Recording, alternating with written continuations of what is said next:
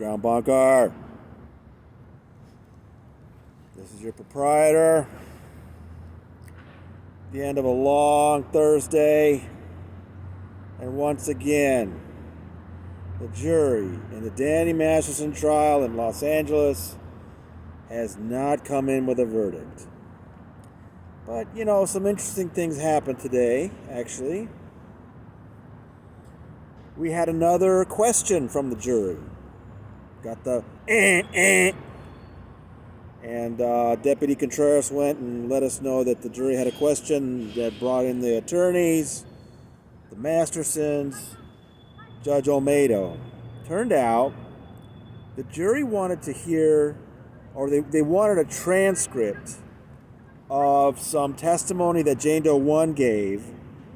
If you remember, after the night at Masterson's house, that same day she got on a plane, flew to Florida, and at some point after that, I'm not sure if it's the same day, a day or two later, it's a little unclear, she called Masterson, or she said at one point she couldn't remember who called who, but whatever, they got on the phone, she asked him what happened, and he said, "We had sex."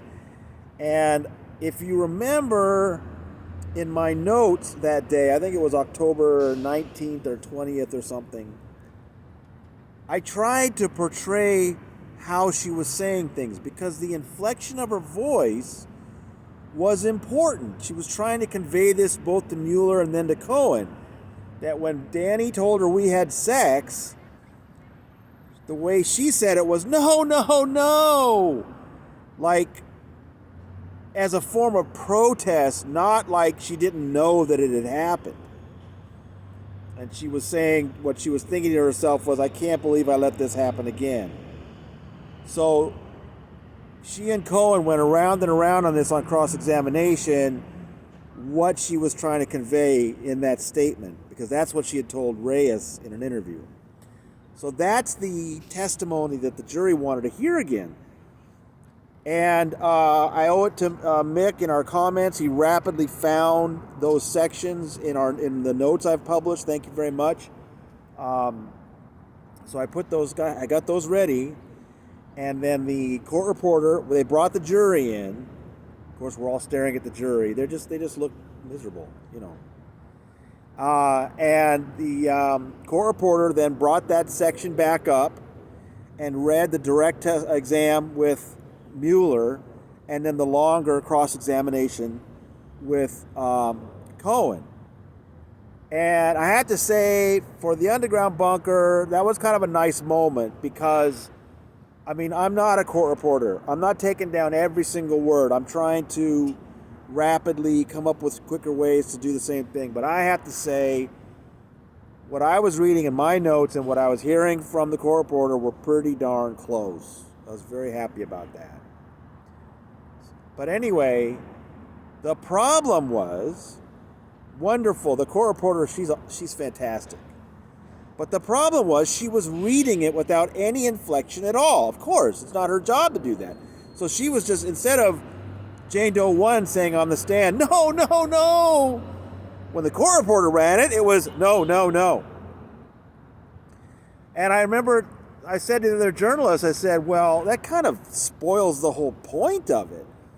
But the woman that sits next to me or near me said, "Come on, the jury's going to remember that moment." So she thinks the inflection will still be in their minds.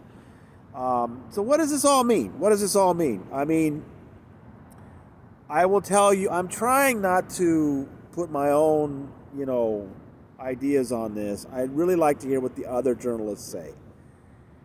And the other journalists I'm talking to were surmising that here we are in the second day and they're still talking about Jane Doe 1.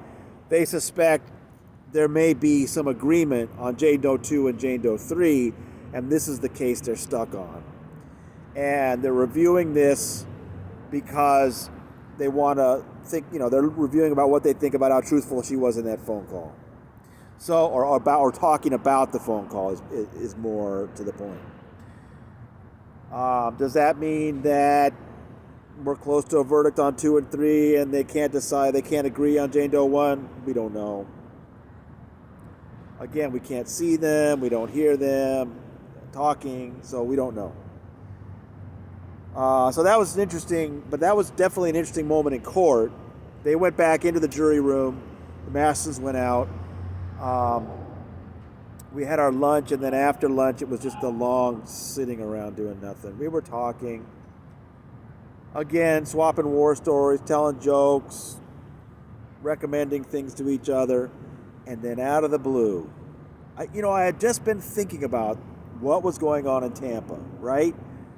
For those of you that aren't 100% clear on this, besides the Danny Masterson criminal trial and its related civil trial, in April, there was this big labor trafficking lawsuit filed by Valeska Paris and another couple of Australian residents named Gawain and Laura Baxter, 3 former Sea Org officials who are alleging that they were forced into the Sea Org as children, that they were abused, that then the abuse continued as they were adults. They were on the Free Winds cruise ship that Scientology sails around the Caribbean. Just awful treatment. There's all these details they put in about horrible punishments. Valeska says she was sexually assaulted by other Sea Org members. Just a litany of horror, right? And Scientology ignored all that and said, look, this is what they always do. They said, no, they signed contracts.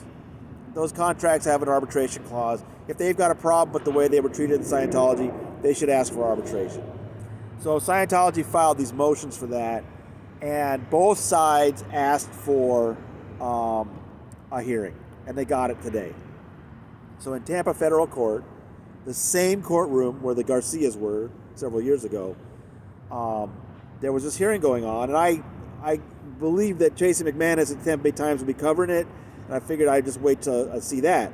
But then out of the blue, I got this email from Mark Bunker. Oh my goodness, Mark Bunker, thank you for thinking of the underground bunker. What a fantastic dispatch from him. Amazing description of how this federal judge, Judge Thomas Barber, asked the Scientology attorneys. He said, now let me just give you a hypothetical. If there's a guy, he's going to sign a contract and he's literally got a gun to his head, are you going to say that that's not duress and that he's got to go to arbitration because he signed the contract? And the Scientology attorney said yes. These Scientology attorneys have no shame.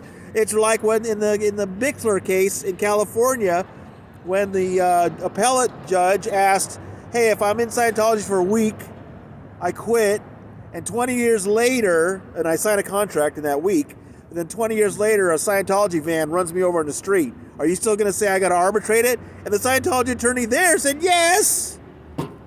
It's just insane. So, that sounds great. It sounds like this federal judge in Tampa gets it. And maybe that he's about to kill these arbitration motions. But I caution you, this is the same place we were at with the Bixler lawsuit in L.A. with a judge named Judge Stephen Clyfield. If you remember, he was raising really good questions about Scientology's arbitration scheme. And we thought, oh, this judge gets it. He's going to strike them down.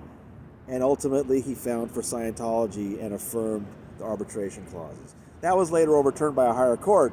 But I'm just saying that it's very tempting to think this Tampa federal judge, even though he's got the Garcia precedent in his own courtroom, maybe he realizes that young Sea Org members sign contracts under duress and they shouldn't count.